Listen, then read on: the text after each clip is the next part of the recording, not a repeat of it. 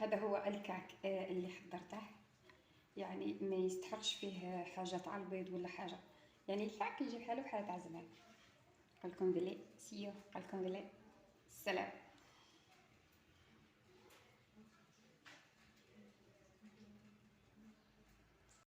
السلام عليكم ورحمه الله تعالى وبركاته. درو غادي نحضر لكم الكعك، يعني الكعك اللي كان يحضروه تاع زمان، يعني ما فيه لا خماره تاع الكاطو لا والو.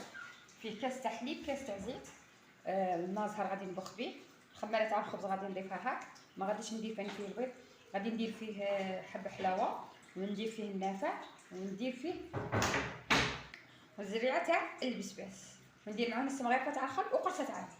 الا كنتي في الصيف يعني ما تدفيش الحليب، دروك حنا شويه رانا في البروده وشويه شتا، الحليب تدفيه والماء حتى هو تدفيه، والماء الزهر تدفيه شويه تاني. دروك غادي نحمص النافع ونحمص حتى هي حب الحلاوه، نحمصهم شويه، من بعديها درك شويه نرحيها. الماء الزهر دفيته. دروك هذه الفرينه غادي نبسطها بالزيت، نبسطها زيت كاس تاع الزيت راك نبسها.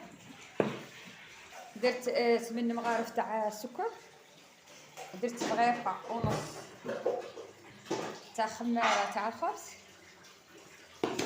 هكا كي بسستها بالزيت مليح.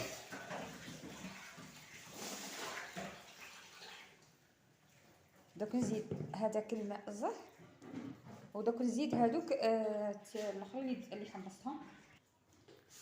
الحليب هنا، دوك الحليب هذا اللي دفيته كاس تاع الحليب، ودوك نبخها بهذاك الماء، المغرفه تاع الخل ندير معها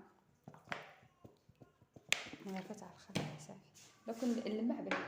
دروك غادي ندير الكلام مليح وبعديها نخليه يتخمر. تاعك انت هاي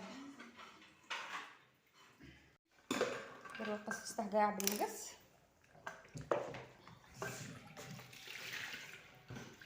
دابا دوك ندير فوق البيض ونخليه يتخمر هكذا. هذاك نقدر انقص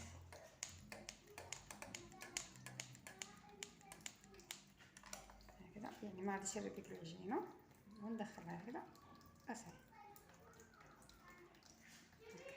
صافي.